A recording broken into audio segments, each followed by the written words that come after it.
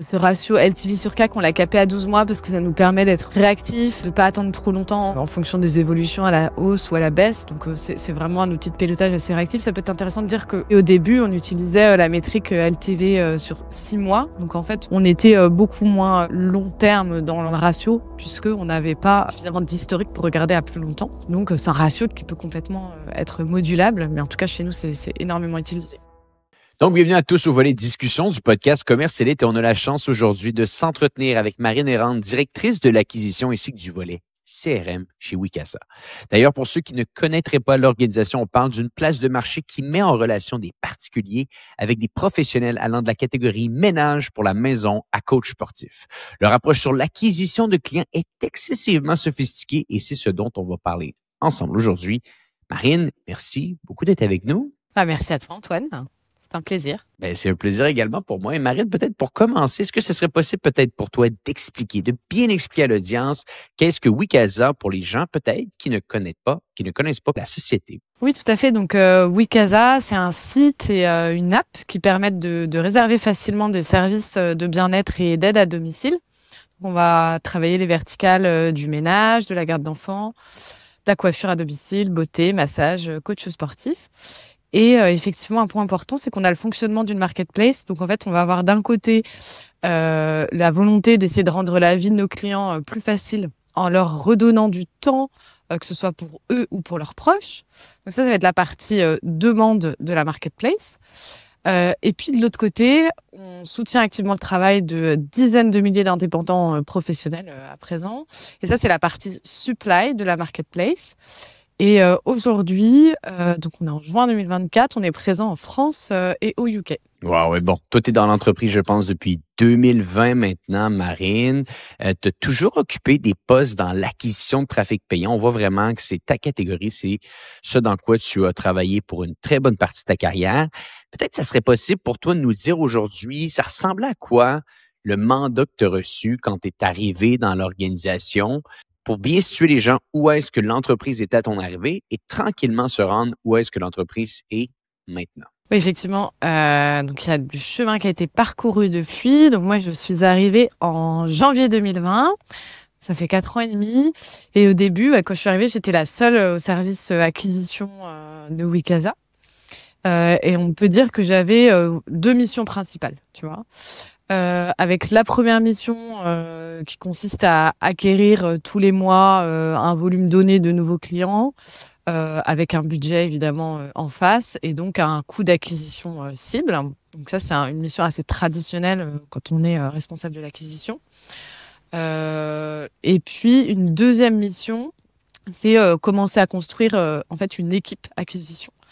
Donc ça a été un petit peu chamboulé par les événements qu'on connaît, les joyeux événements de 2020, donc confinement, etc. Donc ça a été un peu retardé. On va dire que la mission a été accomplie à peu près une petite année plus tard, début 2021, avec le choix d'organiser l'équipe par domaine d'expertise. Et donc j'ai pu recruter 3 acquisition managers répartis comme suit. Tu vois, ils avaient chacun trois missions très différentes. Une personne sur le SEO, une personne en social ads et app acquisition et aussi sur le CRM et enfin une dernière personne sur tout ce qui est SIA et campagne offline. Voilà, donc ça c'était un petit peu la ventilation de l'époque, fin de 2021. Puis depuis, bon, il y a eu pas mal de changements, je pense qu'on va en parler, mais l'équipe s'est agrandie et puis il y a plein d'autres missions connexes qui se sont ajoutées. Mais bon, ce qui est intéressant, ce qui est difficile même dans le type d'entreprise dans lequel tu opères, Marine, c'est que, comme tu l'as mentionné, vous êtes une place de marché. Donc, c'est toujours un petit peu l'œuf ou la poule. Par où on commence? Est-ce qu'on va chercher des clients ou est-ce qu'on va chercher des professionnels qui vont être capables d'aider un peu ces clients-là? Et souvent, les réponses qui vont survenir, c'est « Antoine, il n'y a pas tellement de manière magique d'opérer. Il faut faire les deux en même temps. » Je serais quand même curieux de t'entendre ici. Où est-ce que vous avez commencé? Comment vous mettez vos efforts? Et également, par rapport à ces 2 catégories, comment tu segmentes tes équipes? Est-ce que tout le monde travaille sur les 2 personas, on pourrait dire ainsi, donc le client et le professionnel, ou tout ça est bien segmenté? Ouais, effectivement, c'est une très très bonne question, pas des plus simples d'ailleurs. Et effectivement, quand je suis arrivée, j'étais vraiment focus sur l'acquisition de clients. En fait, donc dans cette feuille de route initiale, c'était ça. Et on s'est rendu compte assez rapidement, on va dire courant 2021, fin 2021, début 2022, que la croissance donc en chiffre d'affaires de Wikaza était aussi n'était pas uniquement dépendante de la croissance en clients. Pour accompagner cette croissance en nouveaux clients, il fallait absolument consolider en fait la supply, donc le réseau, faire découvrir Wikaza à davantage de professionnels partenaires pour consolider, renforcer ce réseau de pros. Donc en étudiant un peu plus la question, on s'est rendu compte qu'il y avait deux limites que je vais simplifier, mais grosso modo, il y avait une limite en termes de profondeur de supply sur des zones déjà ouvertes, sur des villes déjà ouvertes, parce qu'on procède par ouverture de ville. On n'est pas présent sur l'intégralité du territoire français ou anglais.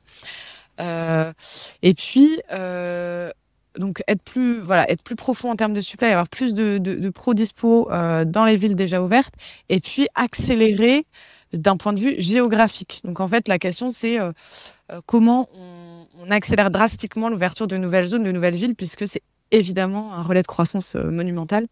Donc ça, c'est un peu les deux points. Et puis, peut-être si tu veux que j'aille un peu plus loin là-dessus.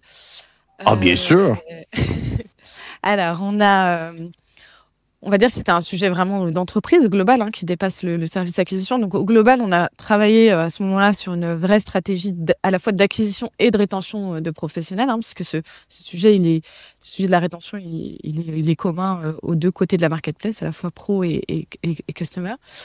Avec des focus particuliers portés par plusieurs équipes, les sales évidemment, qui vont être en charge du recrutement des professionnels, le product et le marketing au sens large, que ce soit côté acquisition ou côté brand. Et si je zoome un peu plus sur ce qu'on a pu faire au service acquisition, plus particulièrement, donc on a commencé à acquérir des leads de professionnels. C'était porté par les experts que j'avais recrutés début 2021, dont on a parlé précédemment. Donc des experts qui étaient recrutés quand même au départ pour acquérir des nouveaux clients. Et en fait, c'est assez rapidement devenu une évidence que fallait créer un véritable pôle dédié à l'acquisition de leads de professionnels, puisque les missions sont vraiment différentes. En fait, on n'est pas sur la même audience, on n'est pas sur les mêmes canaux d'acquisition, on n'a pas les mêmes métriques business. Les interlocuteurs en interne ne sont pas les mêmes, que ce soit avec les sales, la brand, le product. En fait, on va avoir aussi un enjeu de stakeholder, d'identification de stakeholder et d'avoir une personne dans mon service qui fasse le pont entre tous. C'est devenu indispensable et donc on a recruté effectivement sur ce poste en courant 2022. C'est un poste dont la responsabilité d'acquérir des leads professionnels pour étoffer, accélérer le renforcement du réseau de professionnels. En fait. Donc, vraiment, des équipes totalement dédiées à l'interne selon le persona que vous allez chercher. Et quand je parle, bien entendu, de persona, je parle de clients et de professionnels. Donc, c'est assez intéressant. Globalement, l'entreprise, ou plutôt ton département, ton équipe, t'es arrivé, t'étais seul, tu devais le construire. Aujourd'hui, vous êtes combien? Écoute, aujourd'hui, on est une dizaine. Effectivement, l'équipe a bien grossi et puis, c'est pas fini. Donc, effectivement, il y a une petite croissance chaque année en effectif. Bref, félicitations parce que je pense que c'est assez exceptionnel ce que vous avez été capable de construire depuis le début au niveau du marketing de Wikaza. Et on va rentrer peut-être un petit peu plus dans le vif du sujet ici. Qui dit bon marketing numérique, bon direct response marketing, on peut dire ainsi, dit bonne compréhension de ses chiffres, bonne compréhension de son data. Et tu me disais dans un appel précédent qu'on a eu, Marine, ensemble, toutes vos actions, toutes vos initiatives d'acquisition sont basées sur une formule simple qui est très connue dans l'ensemble des gens qui vont faire du direct response marketing. C'est votre valeur long terme client, votre LTV sur 12 mois. Donc, vous la capez à 12 mois après l'acquisition du client, divisé par votre coût d'acquisition.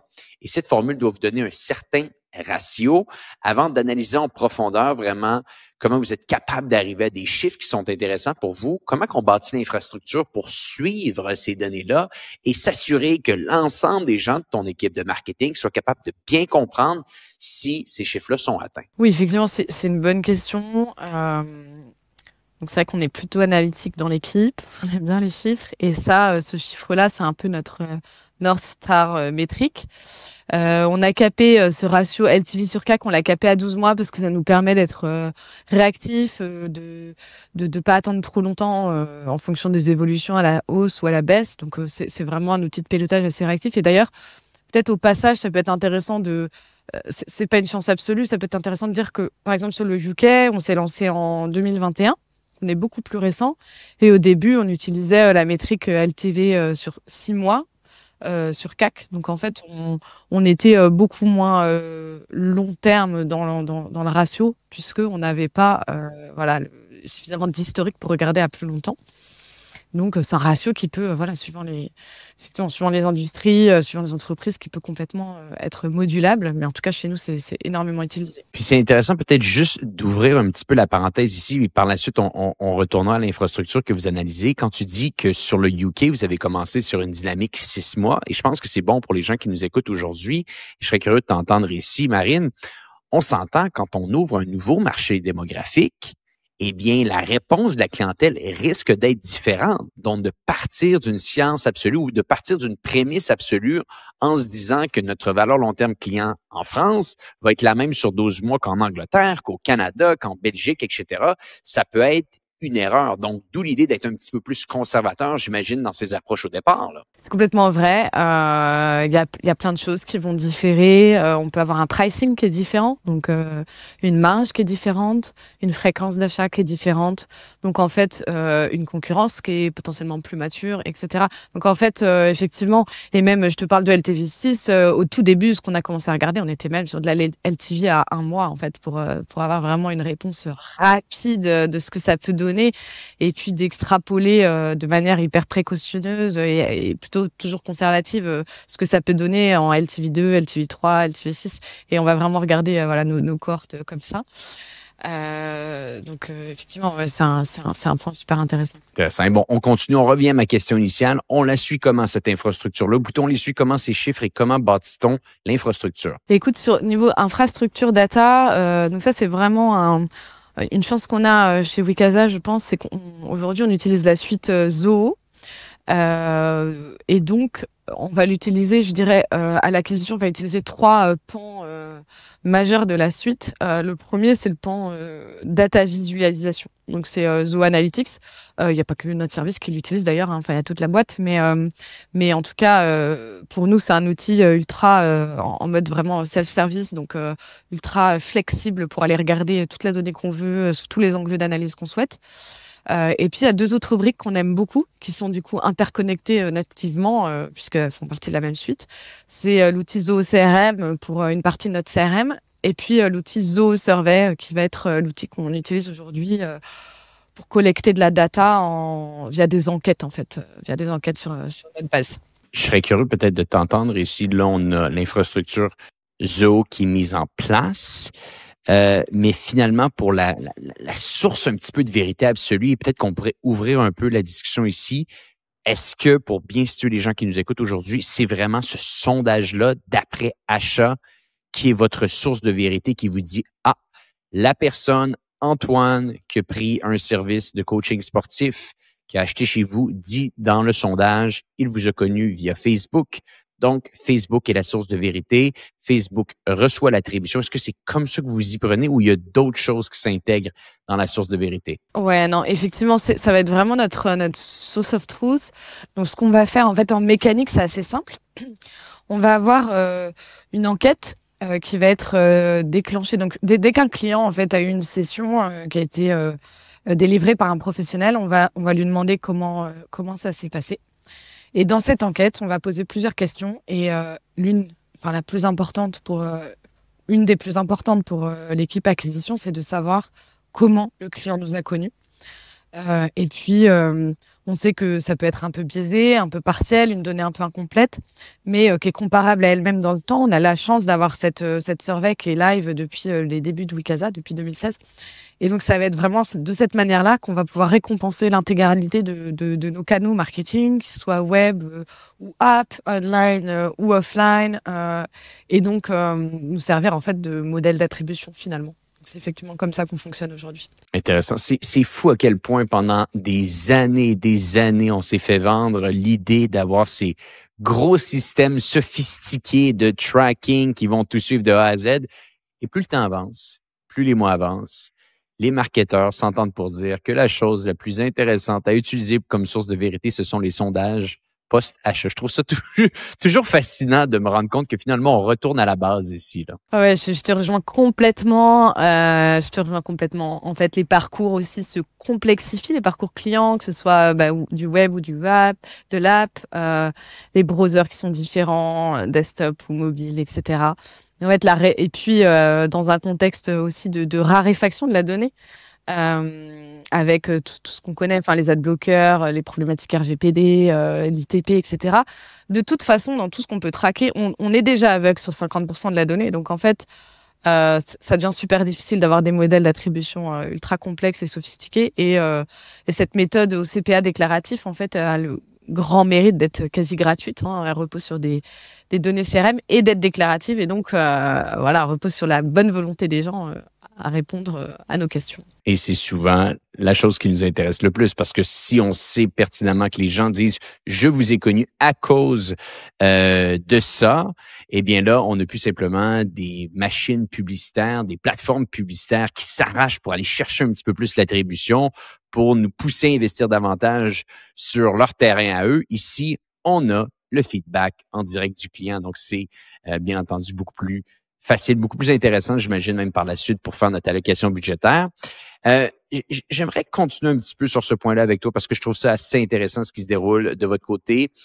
Vous avez beaucoup de données que vous avez acquis à travers les années. Bien entendu, vous avez une sophistication qui est plus élevée au niveau de votre marché domestique que les nouveaux marchés que vous ouvrez, comme les UK que tu nous as mentionnés plus tôt.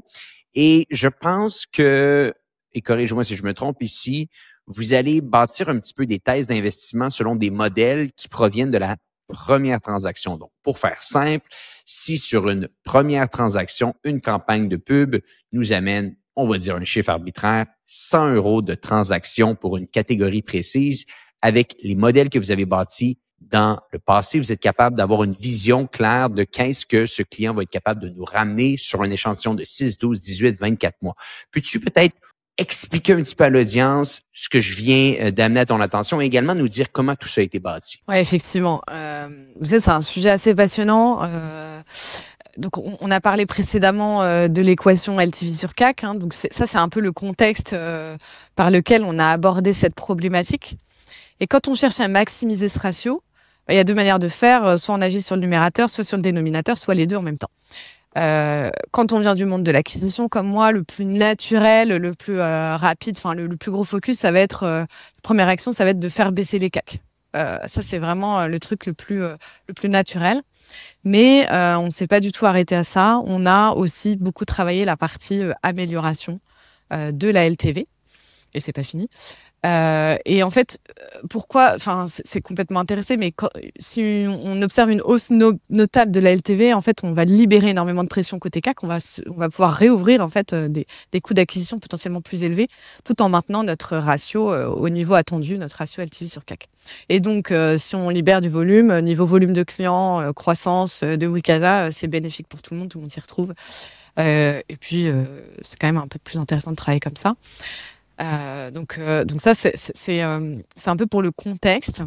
Et puis, tu parlais aussi effectivement de la valeur de la première transaction. En fait, là-dessus, on a travaillé avec l'équipe data. Ils ont mouliné en fait les données passées. Donc, on a énormément de données maintenant. Ils les ont travaillées et pour construire un petit modèle prédictif qui finalement est assez simple. Et l'objectif de ce modèle, c'est de prédire la valeur moyenne de la LTV à 12 mois. Apporté par un nouveau client au moment de sa première transaction. Donc, au moment où il passe sa première commande, on va être capable de prédire la valeur qu'il va nous rapporter. Et on appelle ça la Predicted LTV 12 en interne. C'est pas un super joli nom, mais on pourrait le rebrander. Et le modèle qui va prédire ça, en fait, il est assez simple et il prend en compte deux paramètres. Le premier, ça va être la verticale d'entrée du client. Donc, quel service Wikasa le client a-t-il consommé en premier? Est-ce que c'est de la coiffure, du massage, du ménage, de la garde d'enfants, etc. Et le deuxième paramètre du modèle, ça va être la valeur de la première commande du nouveau client. Donc en fait, c'est deux métriques qu'on a d'entrée de jeu, en fait, dès qu'on a acquis le client.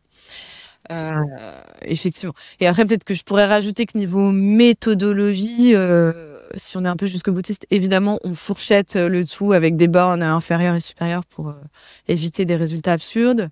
Et on renvoie évidemment la valeur en fait aux différentes plateformes publicitaires. Cette valeur de LTV12 dans le champ valeur, on va la renvoyer comme ça nous permet d'avoir un predicted LTV ROAS, LTV based ROAS, bon, peu importe le nom qu'on va choisir, mais donc ça, on va la renvoyer aux plateformes publicitaires et ça va nous aider dans notre allocation budgétaire. Et puis, on va le faire vivre, ce modèle, puisque la LTV12 est mouvante, elle s'améliore d'année en année. Donc, on va actualiser les paramètres du modèle de temps en temps, pas tous les mois, mais tous les 6 mois ou 12 mois, pour le faire vivre et être au plus près de la réalité, effectivement. Donc, ça, c'est... Je ne sais pas si j'ai complètement répondu à ta question, mais globalement, c'est un petit peu là-dessus. Et peut-être juste pour rebondir un peu sur ce que tu dis, quand tu dis on prend l'information et on la renvoie aux plateformes publicitaires, donc on rentre un petit peu dans le technique ici, mais je pense tout de même que ça peut être intéressant pour les gens qui nous écoutent aujourd'hui, qui veulent mettre ça en place. Donc, bon, bien entendu, j'imagine que votre modèle a été bâti sur des milliers et des milliers et des milliers et des milliers de transactions qu'au final, en analysant tout ça, vous avez été capable de voir que quelqu'un qui rentre avec un coach sportif ou quelqu'un au niveau du ménage, en moyenne, il va acheter pour X, Y, Z dans l'année quand il provient de la verticale X ou Y, comme tu nous as mentionné. Donc, ça, je pense que c'est assez clair pour les gens qui nous écoutent. Et par la suite, quand vous allez prendre cette information-là et vous allez les renvoyer aux plateformes publicitaires, prenons Meta, par exemple. Donc, vous allez renvoyer ça aux plateformes publicitaires ici.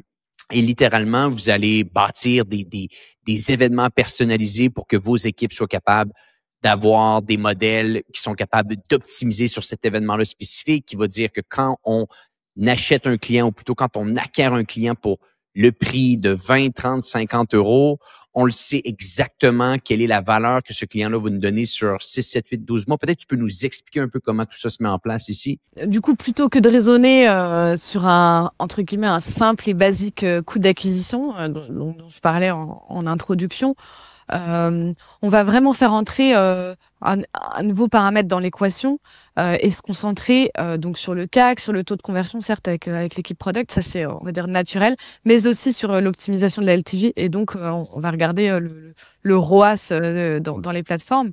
En fait, tous les nouveaux clients ne se valent pas. Certains valent 4 à 10 fois plus que d'autres. Et donc, on arrête de compter de manière unitaire. J'ai acquis X nouveaux clients ce mois-ci et on va leur attribuer une valeur prédite dès le jour de leur acquisition et on va pouvoir dire on a acquis une somme de predicted LTV12 en mai de temps en fait. Donc pour être hyper concrète, c'est peut-être intéressant pour les auditeurs. Concrètement, quelques exemples d'applications, ça va être pour nous, ça a été de se recentrer sur les verticales dont le ratio LTV12 sur CAC est le meilleur, par exemple. Donc de mieux allouer les budgets par verticale d'un point de vue entreprise, voilà, et de mieux prédire aussi la croissance verticale par verticale. Mais aussi, donc ça plus d'un point de vue acquisition pure, on est complètement capable, on a en fait le pouvoir de choisir les meilleurs canaux d'acquisition pour lesquels l'équation est maximale. C'est-à-dire qu'on va être capable de voir la LTV12 moyenne canal par canal et de se dire en fait, là, j'ai un CAC un peu plus élevé, mais la LTV12 est nettement meilleure. Donc, en fait, je suis OK pour dégrader mes coûts d'acquisition, puisque derrière, je sais que je m'y retrouve. Donc, en termes d'équation, enfin, de mix marketing canal. Et c'est la même chose, en fait, à d'autres niveaux, même au niveau des audiences, où on a des patterns différents suivant l'âge, le genre, etc., ou le média, donc web ou app. Et du coup, ça ajoute de la complexité dans le media buying, mais ça ajoute de l'efficacité aussi. Donc, c'est super intéressant. Et à la fin, en fait, on va être vraiment sur des arbitrages permanents, voilà, en termes de media buying, de product, d'audience ciblée.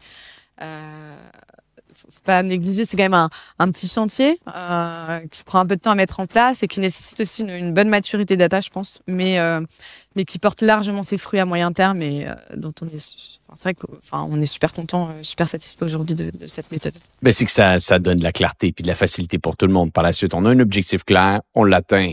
Tant mieux, on continue, on accélère. Si on l'atteint pas, on réajuste et souvent, l'enjeu qui peut se déterminer, c'est qu'il y a une Il y a un monde, il y a un océan, il y a une galaxie de différence entre les résultats qu'on peut voir sur la plateforme publicitaire et le réel impact sur l'entreprise de manière générale. Donc, quand on est capable de bien mixer tout ça ensemble et de s'assurer que les gens qui sont au début de l'engrenage, les acheteurs médias ici, savent exactement quel va être l'impact de leur travail sur l'ensemble de l'organisation, j'imagine que ça la donne plus de clarté à tout le monde. Et peut-être juste pour terminer un petit peu, Marine, vous avez fait énormément d'avancements dans les dernières années.